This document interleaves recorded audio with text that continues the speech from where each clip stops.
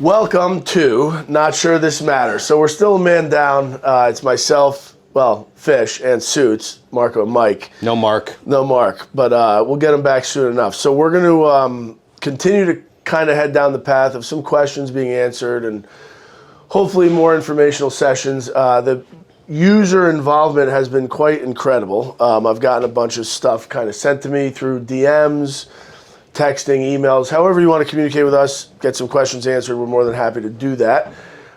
There's a slight delay on production of these, so we film them. They get sent out a couple weeks later or a week or two later. So if you don't see your your questions being answered instantly, that's why, right? A little behind the scenes production.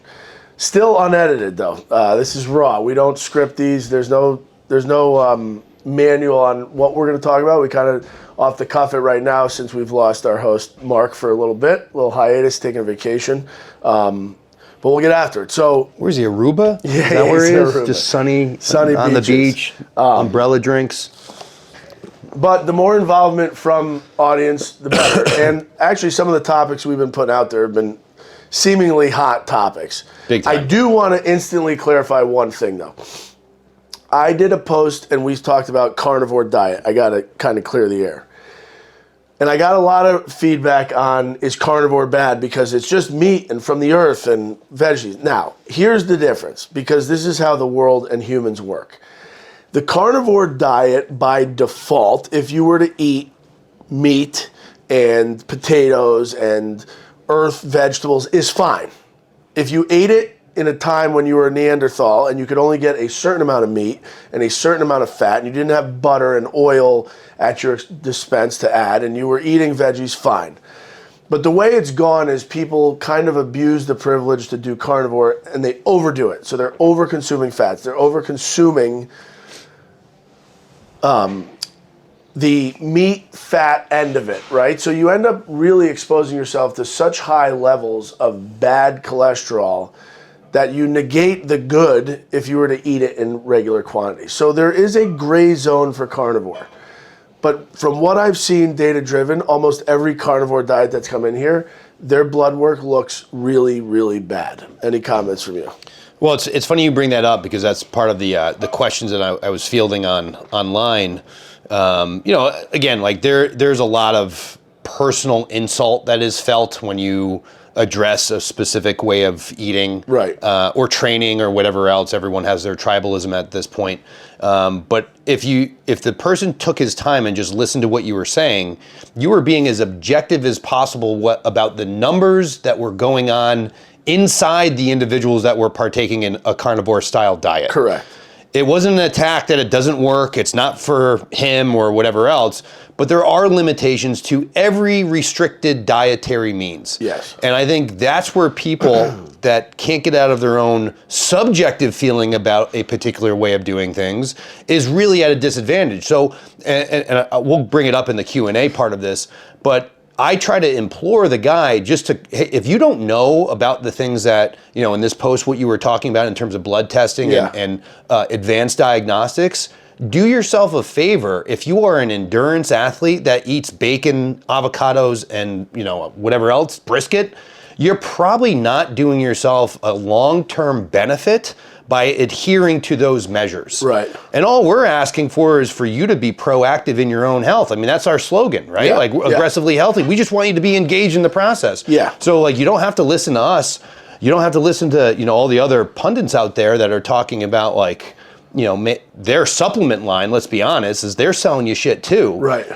But it's like to your own personal advantage, do some good for yourself and look into these things that we're talking about. Yeah, and it's always interesting to me, too, because we really never learn from history. Like humans, I forget who said it, but smart people will learn from their own mistakes and geniuses will learn from other people's mistakes. Yeah. But the majority of people are just smart, not really genius, because just look back in time at the diets that have become fads, right? There was Dukan diet, which was a version of keto. Then there was keto diet, which is a keto. Then there's Atkins. Then there's carnivore, which is a version of Dukan and keto. Then there's Atkins, which was a version of Dukan, keto, and carnivore.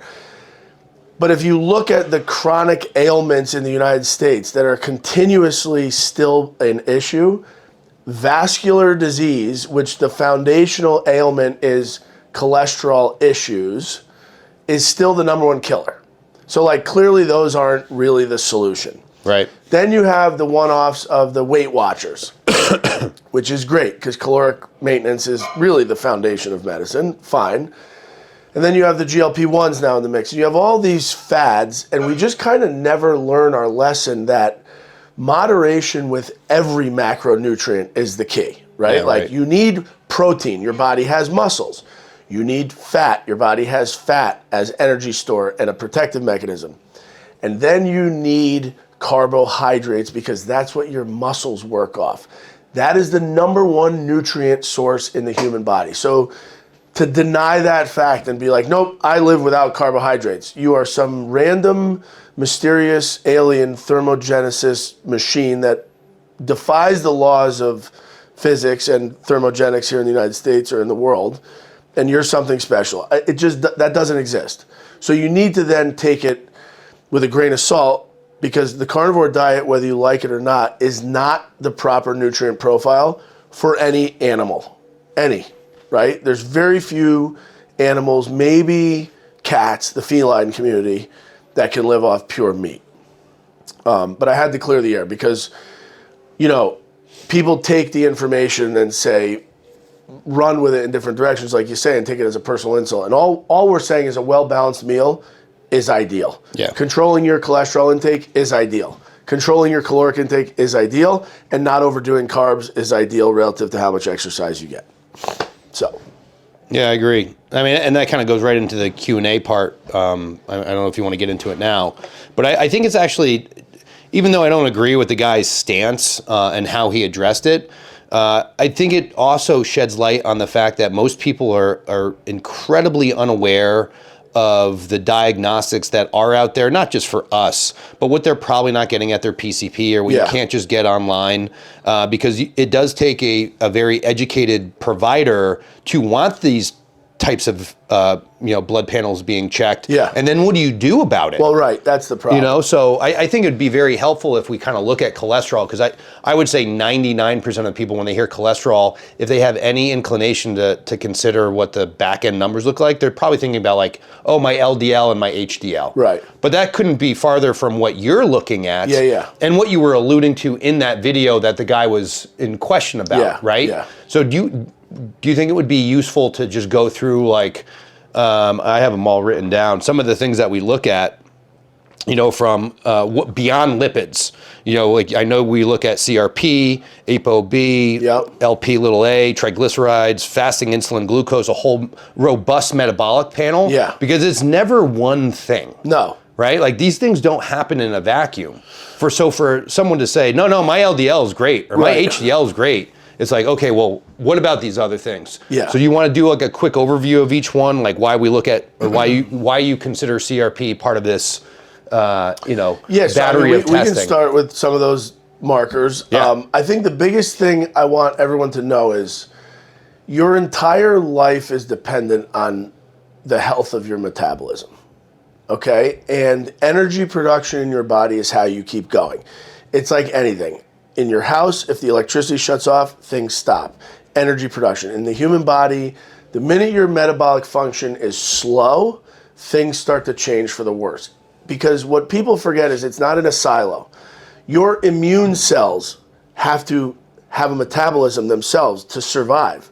Like they work off energy production. They work off nutritional supply. Everything in your body works off a nutritional source. So to poo-poo or kind of push metabolic function to the side in general is losing sight of the foundation of health, right? We all are energy dependent machines. And the minute our energy dependence becomes so overwhelmed in either direction where you're not able to produce enough or you're over consuming relative to what you can produce, right. You become net zero, net negative, and that's when you start to lose age, quality of life, and that's when you die, right? The biggest predictor of death in a hospital is muscle wasting. Right? And the only way you waste muscle is your energy demands are significantly higher than the supply chain. And that's when we become in a deficit. And that's a bad outcome in metabolic function and health. So things we look for relative to metabolism are everything, right? So everything is dependent on foundationally having healthy blood vessels, because that supplies your body with nutrients to bring them everywhere. And then what's going through that supply chain, so through your blood vessels. CRP is, for instance, an indicator of inflammatory changes, very specifically vascular inflammation, which might not be only related to cholesterol, because lots of things irritate your blood vessels. And I always explain to people, blood vessels are like tunnels with wallpaper, sheetrock, no doors and no windows, and everything running through them scratches the wallpaper and can even dent the sheetrock. So it's like a house with kids or humans. Like, you can maintain that house perfectly. There's going to be some scratches on the wall. There's going to be a little bit of staining on the wall from dirty hands.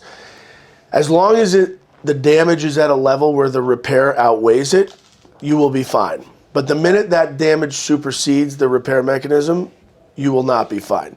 CRP is an indicator for the damage outweighing the repair. So that's one of the things we look at. Another thing... And this is as it pertains to like vascular health and well-being. Correct. Right? Which is essentially, to me, the foundation of So any amount of quality. systemic inflammation shown up in CRP is typically not a good thing for your vascular health. Correct. Okay. ApoB? So ApoB is a protein carrier. So your liver makes these protein carriers that water solubilize fats. Two of them are ApoA and ApoB. ApoA water solubilizes HDL, which is our good fat, and ApoB water solubilizes LDL, which is our bad fat. So they're carriers. So the only amount of LDL you ingest that can actually do damage and get around your body is what can be water solubilized by ApoB. So if you track ApoB, it has a little bit of a lag behind what the day-to-day LDL is. For instance, if today you eat a ton of fat and I check your LDL tomorrow, it might be really, really high. But your ApoA may still be within a good range because it hasn't slowly over time tracked a continuously elevated LDL. So ApoB is a better indicator as to how bad or truly bad the damage being done by LDL is in your body. So ApoB is a trackable measure for overall consistency of fat intake relative to LDL, which is quote unquote your bad fat. And I liken it to this. Let's go back in that hallway with wallpaper and sheetrock. HDL is like a big physio ball, really bouncy. It's not going to break the sheetrock. It's not going to dent the walls. It's not going to tear up the wallpaper. LDL is like a baseball or a lacrosse ball, smaller surface area, but if you start whipping that around that hallway, it's going to damage the wallpaper. It's going to damage the sheetrock. Then you have VLDL, which is like a golf ball. Same theory, smaller surface area. Then you got LP(a), which is another marker we'll get to, which that's the next to one. me is like a .22 caliber bullet. The reason it is that is LP(a) is a tiny, tiny, tiny little molecule. Its damage profile and impact is really, really small. But just like if you shot a gun, it gets a huge response because of the noise and it's a weapon, LP(a) kind of does the same thing. So tiny little hole, but huge response in terms of plaque burden. Over response by the body to repair that hole. And in doing so, it's also genetically linked. So LP(a), whatever your level is today, is most likely going to be your level forever. Maybe give or take 10, 20% changes. And a higher number is bad. Is a little bit increasing the risk component, right? Correct. Right. So the higher the LP(a), the cutoff is usually about 30. The higher it is, above 50, above 55, your risk of vascular disease, so heart attack as we want to call it in layman's terms, goes up significantly. And the treatment for this at this point in time is aspirin, right? And we don't really have a good modality to treat medically yet, pharmacologically, and they're in stage 2 and 3 trials currently. Once that comes out, that'll be a huge advantage. But that's another marker of vascular damage. And then the biggest thing I would go to next is our insulin sensitivity profiles. Yep. Fasting insulin, glucose. Yep. So here I test fasting insulin, hemoglobin A1C, glucose, and then what's called 1,5-anhydroglucitol. Can you break each one of those down? Yep. And like the practical implications on vascular health? So day to day, the thing to track is fasting glucose. So really when you eat, your glucose level should rise, your insulin level should track. Insulin should then push glucose to be used. Both should come down in flat lines. So your insulin should come down to somewhere between 70 and 99. Units of measure don't really matter for this discussion. And your insulin level should come down, 2 being ideal, but definitely under 8 at a fasting state. Sugar going through the body creates vascular inflammation in excess. You have to have sugar. So you will always have a little bit of irritation, and you'll always have some level of repair being needed. The whole goal is to keep that low enough that you don't have elevated levels of anything irritating. So in order to track day-to-day sugar, that's an easy thing to follow, right? A blood draw, and we see, all right, your sugar is 88 today, 95, 102, whatever. The chronicity of that is followed by something called hemoglobin A1C. So hemoglobin, if it was shaped like this, as an example, when exposed to glucose, galactose, fructose, sucrose, or any ingestible sugars, changes shape, can't accept oxygen. So now it's useless, right? You will always have a level of sugar. You'll always have a percentage of misshapen hemoglobin. Usually 5% is the ideal. When it gets above 5.7, that's where we start to call pre-diabetes, which I don't use that term in this office. The minute you're above 5.7, you're a diabetic in my mind. Because if we're starting to treat you for your inability to manage your sugar yourself, that's an augmented intervention with synthetics. That to me is a diabetic, right? Because all roads are leading to diabetes unless we change foundationally what you're eating, your intake, or your insulin sensitivity profile. So that's hemoglobin A1C. Fasting insulin is another marker to look at, which to me, in modern society, insulin sensitivity is my biggest issue. And I think we are overly exposed in the modern era to insulin sensitive issues. And I think insulin sensitivity causes us the biggest problems because we are such a society that lacks muscle, which is due to lots of different things, but muscle mass will essentially dictate your insulin sensitivity. So the more muscle mass you have, the more insulin sensitive you are, the less muscle mass, the less insulin sensitive. And if you look at essentially almost all diabetics, and there are exceptions to every rule, most of them have a predominantly higher percentage of body fat or a really low level of muscle. So even if they're skinny, they could be skinny fat, but their muscle's use of sugar is significantly altered. And that's where we look at fasting insulin. So if your fasting insulin is really, really, really high or in the gutter, your tendency to become a diabetic shoots through the roof. And then we can make that relative to dietary intake, which is why I check what's called 1,5-anhydroglucitol, which is a monosaccharide sugar, inversely proportional to polysaccharide. So if that's really high, you know you're not ingesting too many carbohydrates. So if your insulin sensitivity is off, that's an issue we got to discuss medically. If that number is really low, then we know your carbohydrate intake is through the roof. That's purely a dietary exercise issue that we can address. And that's why this information's big, right? So I can get that information, translate it to the person and be like, listen, we have to build muscle or you need to eat less carbohydrates. 2 very different attacks on the training end of things, which is why working in conjunction with a gym is how you can fix diseases. Yeah. One thing that we did not talk about is triglycerides and like really the manifestation of that and then its ultimate consequence of having a high triglyceride amount. Yeah, so triglycerides are an interesting thing. So you can ingest triglycerides as fats, or if you overconsume carbohydrates, the human body will take some of those in the liver and convert them into triglycerides to make them storable or burnable fat. So triglycerides are essentially fuel, and your LDL, HDL versions of cholesterol are building blocks. So 2 very different subsets. High triglycerides make your blood thick, like oily. It irritates your blood vessels quite a bit, causes a lot of vascular irritation, can also cause pancreatitis. And at the end of the day, excess or super elevated levels of triglycerides lead to just as much vascular damage as an elevated LDL or any other vascular insult. So it's a really trackable measure. The other thing is you can kind of start to tell people like, oh, you're on a very, very low fat diet, but your triglycerides are high, meaning you're probably not exercising enough, you're not using the fat you're getting, you're over-consuming your carbs, your body's converting carbs into triglycerides, and we can see that on labs. Once again, intervention from a dietary, nutrition, exercise standpoint becomes the actual cure This is just the diagnostic. Right. So it really is, it does not matter how the triglycerides are high relative to the other scores. It's just the fact that they're high. Correct. Right. And it's a trackable item on a day-to-day type lab. Yep. So yeah, I think that kind of rounds out some of probably the question marks that person had. Right. And it's also just good general awareness for people to think about, like, what are they getting tested on when they get their yearly review done by their PCP? Yeah. And maybe to be more informed on asking about some of these things, because I don't know how much time or attention is actually given to some of these items, or what is actually proprietary by you versus what someone would get from their GP. Yeah.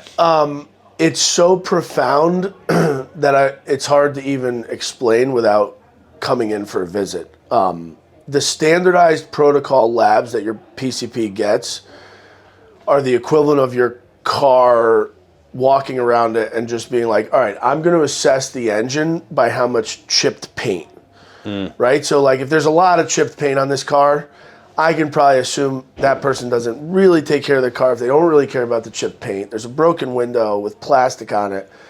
So seeing that, I'm going to assume that the engine is failing, right? Probably not changing their oil frequently. But in regular medical world, that car, we would just wait till the engine breaks. Whereas in here, the equivalent is, all right, I see that the paint is chipped. I'm going to actually assess the engine, and we're going to do the 72-point check. And then we're going to find out why, if we don't fix the engine, who cares what the paint looks like? This car is not going to run without a good engine. And that's the difference. So the looking at health through a lab or data standpoint is very difficult to compare, because the regular world, regular primary cares, and I'm not trashing the doctors. It is just how the system is set up. They are essentially there as a toll booth, right? And the only way that toll booth gate doesn't come up and let you through is if your tires are completely flat or your engine's oily, right? So really the way that toll booth arm comes up is if the car just looks like it can roll through the toll booth. Whereas here, every toll booth stop is a full check, right? Full engine check, full transmission check, full fluids check, full paint check. All systems All gotta be go. systems, because at the end of the day, every system interacts with each other. And medicine out there in the regular world has siloed it, right? Like you go see a cardiologist, they just don't want you to die from a heart attack. Whether your kidneys are failing, whether your brain is demented, whether you can't use your left arm, whether your toes are falling off, whether your fungus in your toenails is a problem, as long as you don't die of a heart attack in the cardiologist's office, we're good. The pulmonologist, as long as your lungs are fine, the rest of your body doesn't really matter. The brain, everything is so specialized, right, that we've gotten away from whole body medicine. Now, I'm not some special doctor, but I think we've lost the art of medicine because we have lost the art of thinking outside the box from our specialty. I was recently visiting somebody in a hospital, and it occurred to me drastically, like in that visit, where the doctor I was interacting with was like, oh yeah, we have 9 different teams involved in his care. Great. So you got 9 different teams. Perfect.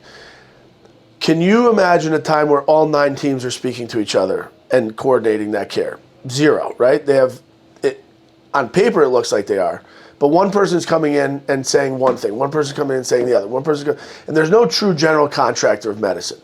And I think that's where this sort of situation separates ourselves from that. Because if you really come down to it, that general contractor of the medical care should be your exercise, your nutrition, and your medicine working together. Like, if you want to have foundational health, this whole fucking vaccine argument going on in the world, current affairs, I'm sorry to get sidetracked, but it's a thing now, like, and we'll talk about that too, but vaccines are great, and this medicine's great, and this medicine's great, and there's commercials for Rinvoq and blah, blah, blah, blah, blah, right? If you want to truly get foundational medicine, though, everybody should go see a trainer, a nutritionist, and a doctor who works with a trainer and a nutritionist. And if everybody in the world exercised and ate differently, the chronic disease end of things would change drastically, abruptly. But we're going in the other direction, right? Like, it makes no sense to me. And then we look at school systems and say we worry about inner city school systems, the public school systems. The first thing they took away from those kids was PE and gym. I would almost guarantee if you wanted to change that system right now, if you took 50% of those kids' days in the inner city or anywhere you want to take it where you see these failing students, and you just made that exercise time for 5 hours, you just ran them, they did push-ups, they did sit-ups, they did pull-ups, they played in groups, they figured out how to play basketball and football and soccer and lacrosse as a team and get along, you'd probably eliminate 30% of the problems you have in those students by the time they turn 18. Simple movement, right? But we're so dead set on the pharma industry, on synthetic medicine, on moving past this foundational health that we get lost in the woods. Yeah. We don't see the actual fucking tree, and we never do. And it's a hard thing to see happening, which is why I am so passionate about what we're doing here. Because even as an adult, it's never too late, right? So if you go get your exercise nutrition locked in and you go get your real medical foundational health cared for, chronic disease just seems to disappear. I mean, I've had now countless pre-diabetics go back to not having diabetes. I've had countless hypertensives go the other directions. Countless people with terrible cholesterol profiles go the other direction. And I do want to put a little plug in there for like the do-it-yourself is not the way to do this. Like you would never park your car in your garage if it was making a funny noise and all of a sudden just get out your flashlight, go into the car and be like, I'm going to figure this shit out. Let me Google a little bit about my transmission. But somehow people are perfectly comfortable with going online and ordering fucking medications from some internet provider who gives them 10 seconds of time and then just like banging an injection in themselves, no problem. Like if you think about how easily persuaded humans are as sheep to just follow some fucking trend, it's nuts. Well, that's what was interesting about that same post is people like all of a sudden announced like you should have a debate with this guy.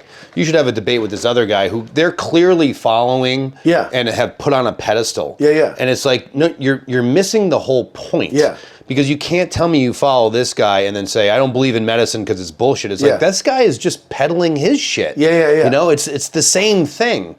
So like there's no objectivity in this, and for you to just, you know, hit your wagon with a guy that you seem to like his message because it's nuanced and it's esoteric and it makes you unique, it's like, yeah, but you're actually improving your life because of it. Yeah, and I got an interesting DM about it. So like somebody started harassing me about carnivore diet. What's wrong with it? Well, what are you promoting? And I said, what am I promoting? What do you mean? Like your health. I'm not promoting anything. I'm promoting like carbs, fats, and protein in the right quantity. Like, I don't need to promote something. We're not getting paid off by Big Strawberry here. And I actually got a question that says, well, what are you like marketing? Like, when you do your videos, like, don't you have a marketing thing? Yeah, your fucking health. That's it. Foundational health. I said it, I can't say it enough. Like, exercise, eat the right shit, and get the right labs with the right doctor. Like, that's what we should be doing. Yeah. It's that simple. I don't need to peddle carnivore diet. Like we're not trying to ride some wave of marketing where all of a sudden the income flows for 5 years and then everyone's fucking dead in our wake. Like that's not the goal of this. What you said a couple of podcasts ago is like you're literally just trying to restore the body with things that it once had. Yeah, it's crazy. Whether it's hormones, nutrients, vitamins, and like as opposed to all these other items that are out there that you could explore, these aren't like the billion-dollar industries that these other people are talking about, you know? And the funny thing is, I had a doctor once say to me, like, are you trying to like reinvent the wheel? And I was like, well, yeah, actually, I am. Because like we had the wheel almost kind of working in the 1950s and 60s, like gym class, there were guys and girls doing pull-ups. Every fucking kid, if you look at pictures from the 50s and 60s on beaches, like every teenager had a set of abs and like was lean, and all the adults were lean. Like the heaviest capable. I think the heaviest person in the world was like 350 pounds, right? So that was when the wheel was being invented in terms of healthcare, and it was like working pretty well. And then we all of a sudden screwed it up. So what we're doing, sometimes I giggle because people come in here and they're like, oh my God, what a concept. Yeah. And Broccoli. and in my mind, in the squats. back of it, I'm like, I'm actually doing like rudimentary medicine here. Yeah. This is like baseline plus minus multiplication and division of like a first grade level medicine that is so mind blowing to the people that come get it because they're not getting that out in the world. But that's indicative of how people are consuming information. It's got to be this weird, crazy, unique thing that I have to be, missing in my life. It's like, no, you're just not sleeping well. You're not eating, and you're not moving. Like, it's really rudimentary. But it's a societal issue with everything because we want the fancy, shiny item. So like, it's almost a badge of honor. You see it. Whoever wants to get mad at me for this, that's fine. You see it in like back pain patients a lot where they embrace back pain. It's their identity. To the point where that's their entire being. Like, my back. Can't do it.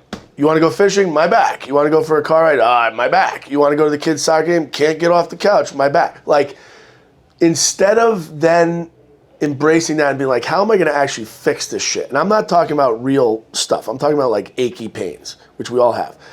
And instead of getting off the couch and actually exercising, eating well, and losing weight and making their back pain better, it's, I can't do that today. I'm on meds and my back pain, right? It's like they're addicted to the identity of being the patient. Fragile.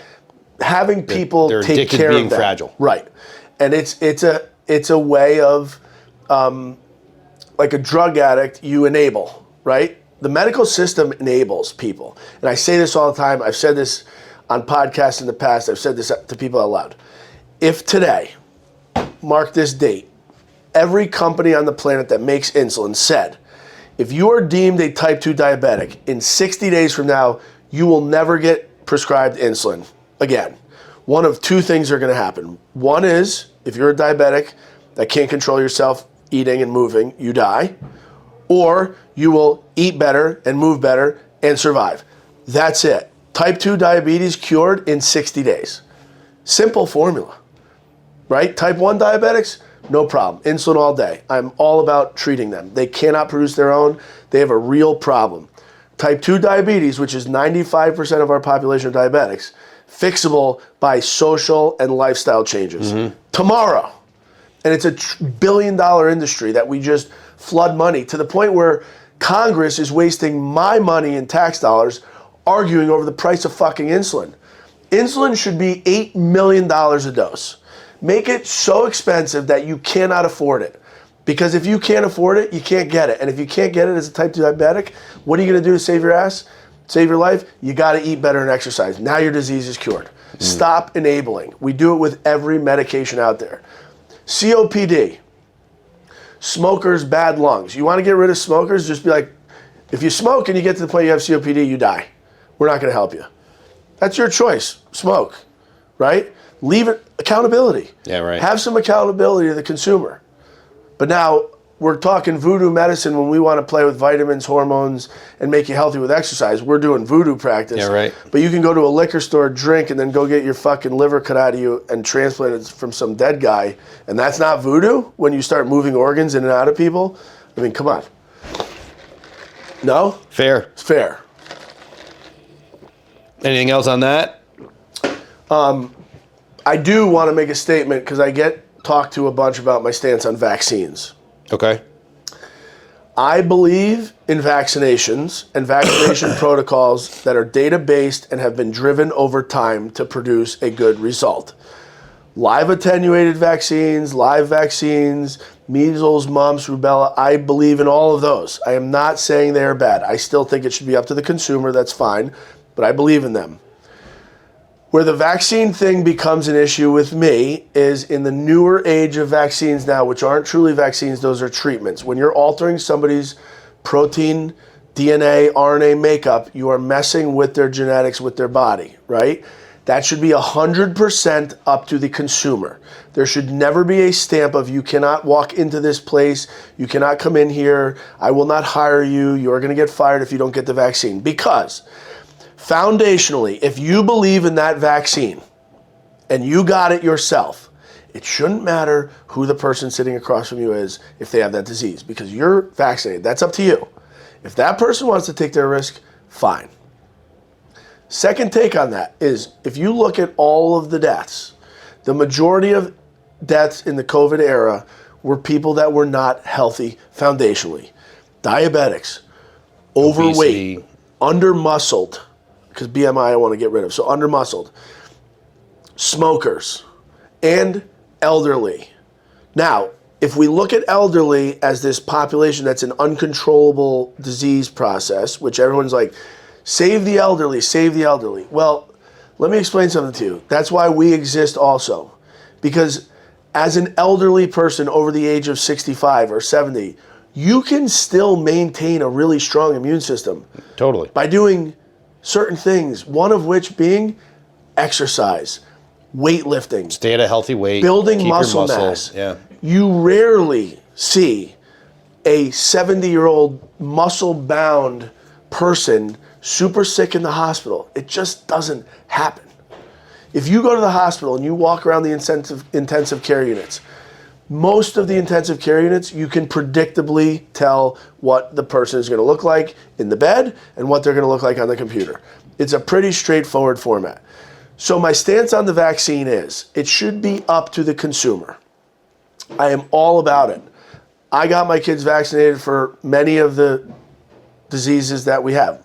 Measles, mumps, rubella, varicella, all these other things that we should vaccinate against. Fine. But to push it on somebody, in my mind, is a really difficult thing. Because if we're pushing that, and we truly believe in foundational health being driven by, like, make yourself the best you can be, and vaccines fall into that, then we should be with calorie counters on every single kid in every single school. Right. Because if one of these kids is super obese, or one of them's underfed or malnourished, that's way more important than getting them a goddamn vaccine, right? So I hate to see, it's a hard thing for me to sit in a chair or sit in front of somebody who's overweight, who doesn't exercise themselves, who's got a poor body composition, screaming in my face about vaccination protocols. Like, that's a tough argument to have. Yeah, right. So, got to clear the air a little bit. No, awesome. So I'm gonna go to a couple questions that came in. Obviously, we're in a health space. You know, we've merged fitness, medicine, nutrition, accountability. We've combined them. And a lot of thoughts or questions about the prevalence of GLP-1s. Oh, yeah. So overall thoughts, are they bad?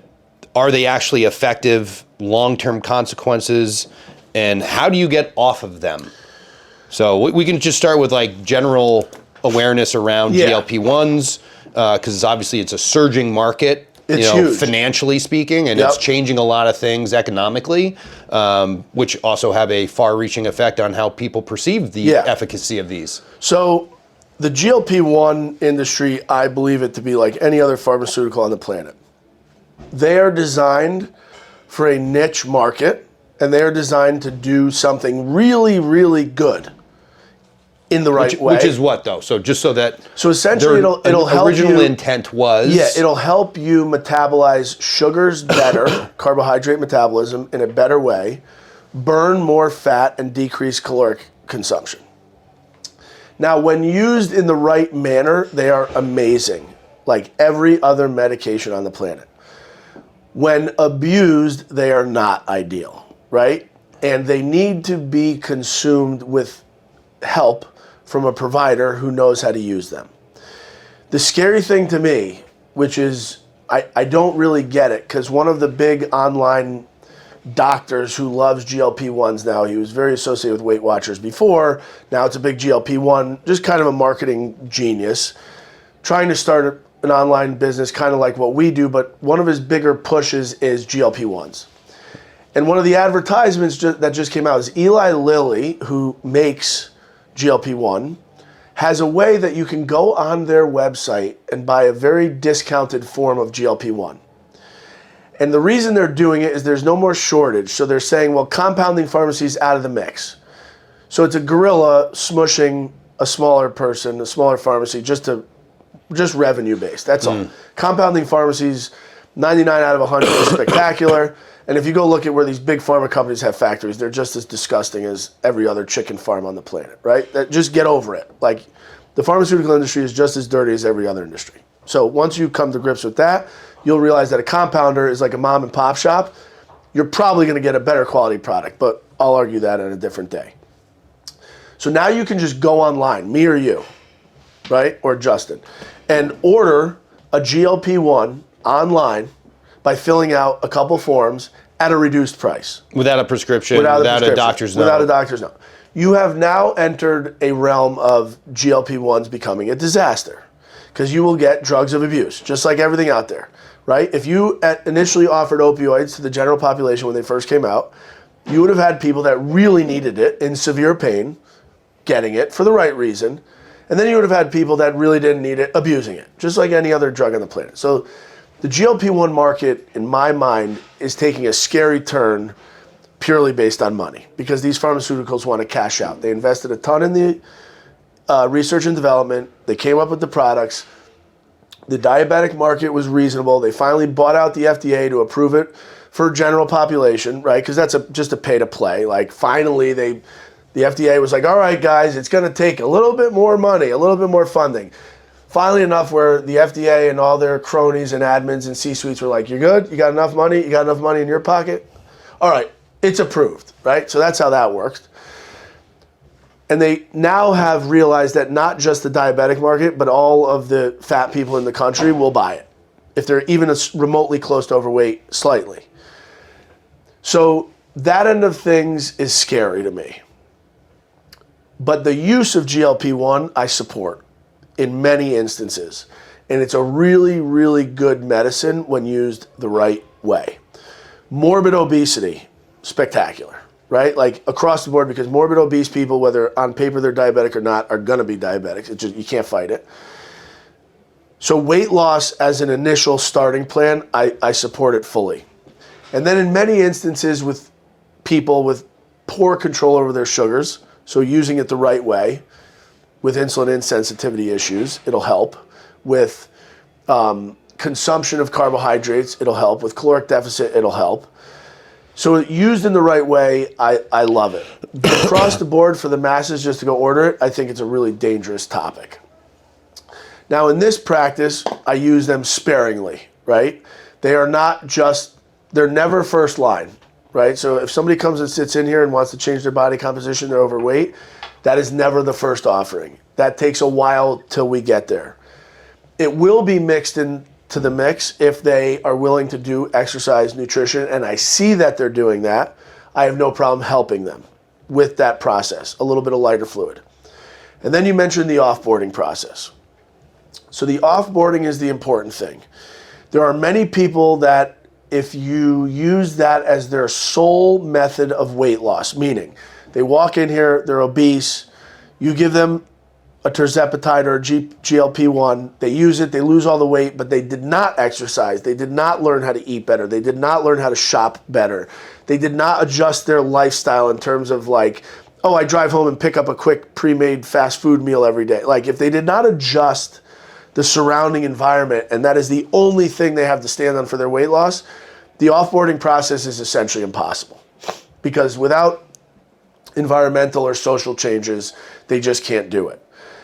So if they're using it and you do adjust those other parameters, the offboarding process is reducing the dose, and as that food noise comes back and as that desire for more caloric consumption comes in, adjusting their exercise routines, increasing their output, increasing their calorie burn, slowly bringing down their meds, and then you can offboard them. And then they've reset the parameters for what they consume in terms of calories and what they output in terms of exercise.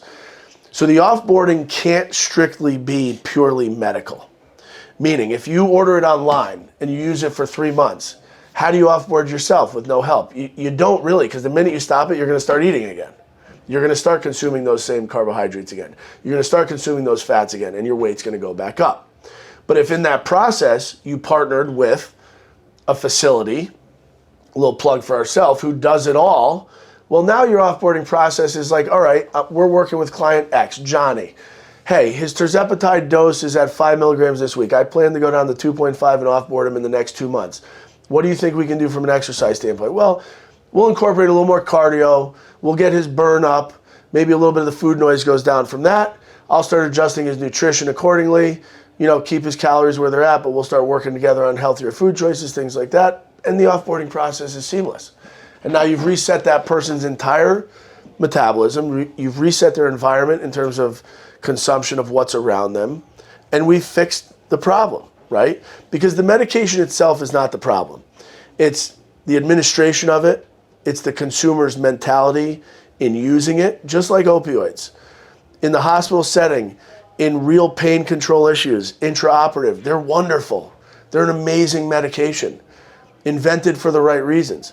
But just like everything else, when in the wrong hands and used the wrong way, it turns into a fucking epidemic. Like the opioids became a problem because they were able to be obtained without proper control from the prescribers, right? And that's a deeper, darker issue in terms of the pressure on providers to just stop pain altogether and stop suffering. And like, you got to have a balance, right? Surgery's going to hurt. You might not feel perfect after every operation. Opioids might be an answer at the beginning, not at the end. Just like GLP-1s. Being obese is difficult to fight in the beginning, so we'll give you that help. But by the end, you got to start doing it on your own. Well, this conversation reminds me of what a mentor told me once. He goes, it's really cool to know that you should prescribe aspirin.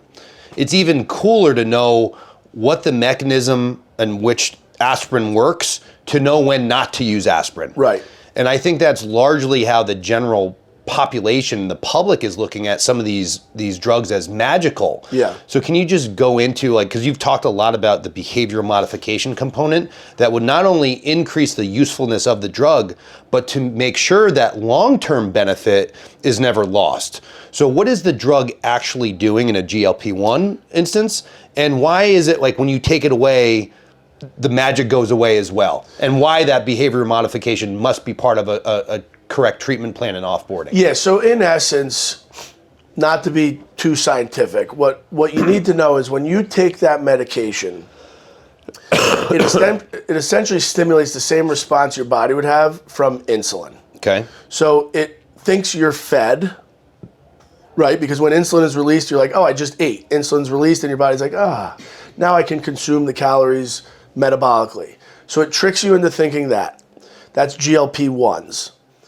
A GLP-1 mixed with a GIP, which is like a tirzepatide, not just a semaglutide, also inhibits your desire to eat. So it slows down gastric motility and your intestines' movement of things through it. So that, like, if you eat and your transit time's really slow, your body thinks it's full for a longer period of time, driving down your desire to eat. And that's what it does, right? So it makes you think you're full chemically, GLP-1, with insulin production and satisfaction on a chemical level. And it also makes your stomach and intestines feel full from a stretch standpoint longer, so you want to eat less. So from a practical level, it just makes consumption of calories reduced over a period. Like, yes, people eat less. Yeah. Therefore, weight loss is bound to happen, and maybe some insulin sensitivity issues get better because of the lack of food circulating in the bloodstream. Right. Okay. Like if you took a GLP-1 treated person and a non-GLP-1 treated person and made their caloric intake the same, you'd see very minimal difference in weight loss over time. But right? the ease of eating less is mentally exponential with the medication on board. Yeah. And there's companies out there working on peptide therapies that will just block appetite control. Now, not to seem like too much of a conspiracy theorist, I believe it exists. Like, I mean, the easiest way to get people to eat less would be if you had a medicine that you sprayed in your nose that just blocked your sense of smell. If you blocked anybody's sense of smell, nobody's eating shit. You're done. It's instantaneous. You want to lose weight, clog your nose, and like stick cotton balls in your nose, you won't eat for a fucking month. Truly. Yeah. Because if you can't smell and you can't breathe, like that desire, and you don't taste well, you're not eating anything, right? Like it's when people got COVID. Why did they want to stop eating? Well, they couldn't taste or smell. So if your food tastes like cardboard, you don't eat it. Yeah. Now, that's my take. The first person that comes up with a nasal spray, you can steal my idea, will be a very rich person. So there's medicine now being invented, peptide therapies that will just block your hunger signals. There's lots of chemicals, ghrelin, and there's a whole bunch of other hormones in the human body. Hormones that control everything, but we don't want to mess with hormones, right? Right. And hormone therapy is bad. But there's hormones in your body that actually control your hunger drive. So once we come up with a way to control that, we win. And now speak to what the GLP-1 or that series of drugs is not doing from a long-term benefit once they're removed. Yes. Yeah, so, or the instance of rebound or yeah. So that's okay. And why behavior modification and has to be part of this. I'll give how I interpret that question. So like, okay. if you do not attempt to make the lifestyle adjustment as well as taking the medicine, it will fail. For instance, if you are a McDonald's eating couch potato and you start taking GLP-1s and you stop eating McDonald's but you still sit on your couch every day, you'll lose the weight. But the minute you stop the medication, you're going to go back to eating the McDonald's and sitting on your couch. So unless you adjust the couch sitting, meaning get your ass off the couch metaphorically and go exercise, move, and actually make your metabolism work, you will end up in the same spot the minute that GLP-1 is reversed. So the behavioral modifications are truly the game changer. If we wanted to be, so like right now what's happening is if pharmaceutical companies were kind of like accountants and they're just like cooking the books right now till the tax season is done. But the minute tax season is done, your business goes back to being the same business it was without the books being cooked. Pharmaceuticals know that if they flood the market right now with GLP-1s, in the next 5 to 10 years, you're going to see a huge decrease in obesity, right? By default, because the numbers will look good. But are we really going to affect chronic disease if we don't affect lifestyle modifications? No. You'll just be a skinnier diabetic. You'll just be a skinnier heart attack. You'll just be you know what I mean? Like your body composition is the biggest issue, muscle mass and fat mass relative to each other. So if you look at the studies being done when they're like, oh, GLP-1s will also decrease your muscle mass. Well, yeah, if you sit on a couch, it's all going to go away. But if you look at the studies done with GLP-1s in people that exercise, you actually don't really lose a lot of muscle mass if you're eating the protein and exercising. You just lose fat mass. So it's the lifestyle modifications is the biggest part, which is why it's always interesting to me when I get the comments like, as a doctor, how could you partner with a gym guy? Like, you spent all this time learning medicine. Like, what's the advantage? It's like, we are so wrong in our thinking in the medical world that we think this is like somebody we should be competing against. It's like you can't. Like, I went yesterday to visit somebody at the hospital. That person is sitting in a hospital bed, unable to move, weak. What would be the first thing in your mind as an exercise physiology style brain? What should that person do? We got to get some movement through. Movement, a ball squeezer, anything, toe movement, anything. But like, we are so removed from that it's like profoundly obvious in certain settings now that I'm on the preventative end of things. And lifestyle modification is everything. It's the backbone. It's the backbone of your health. Yeah. Like, it's just people that move, people that exercise, people that eat well, just do better in all walks of life. Whether it's health, professional, social, like whatever you're doing, the stronger and more fit your body is, the more resilient you are, even mentally.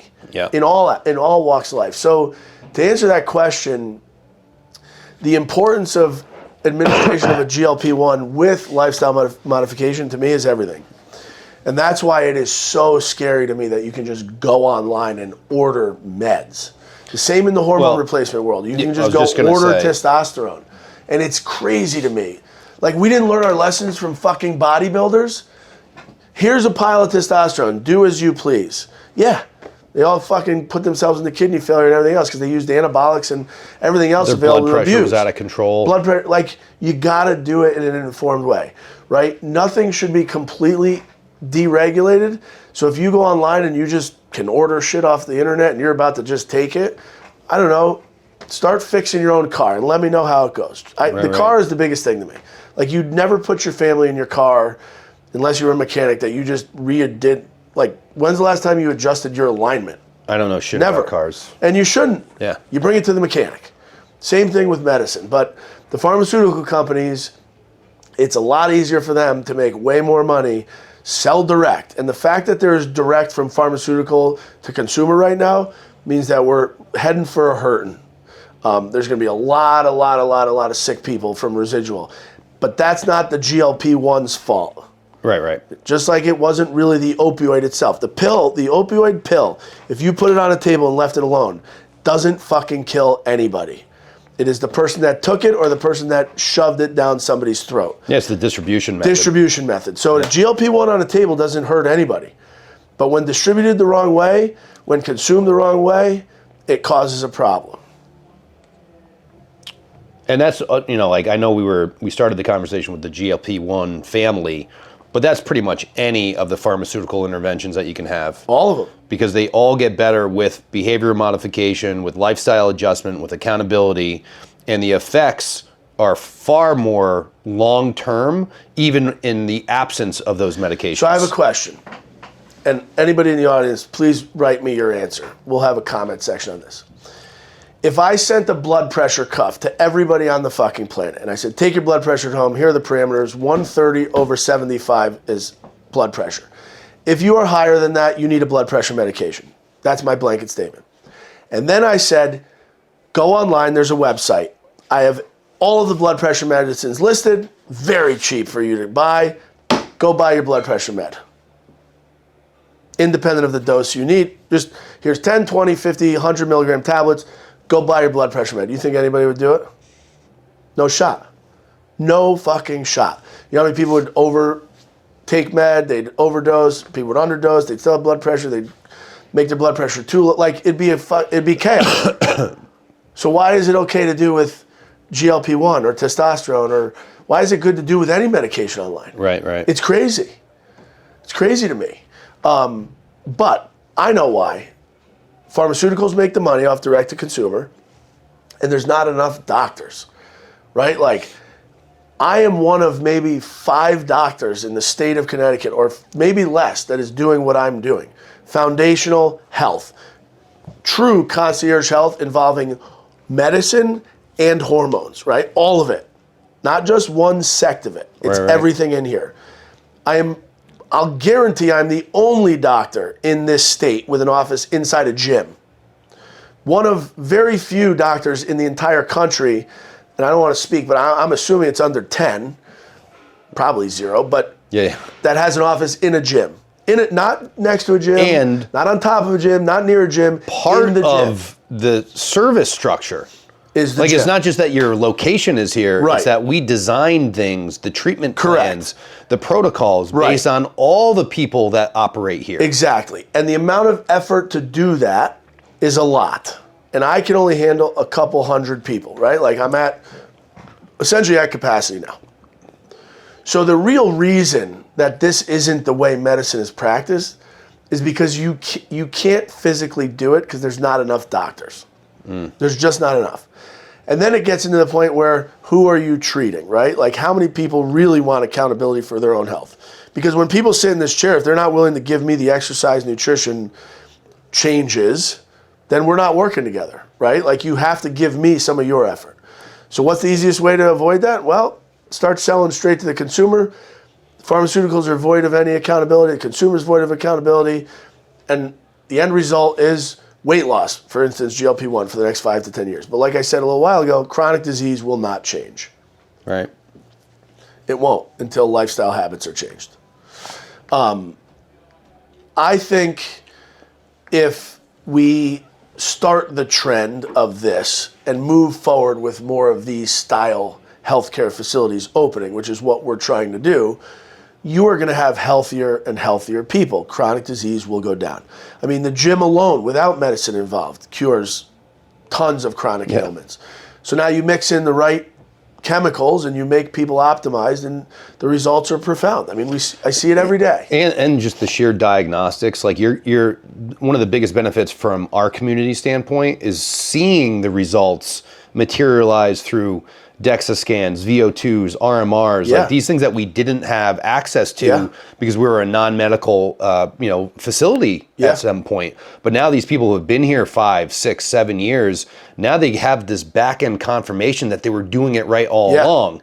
And at some point when they need your assistance to continue that, they have it. Yeah. Which is just a really cool situation to have. Yeah, and it's an interesting thing because I have pledged to myself, and I think you stand on the same grounds, like, we will never become a marketing ploy for garbage. We are not selling widgets. Yeah. We are selling you health.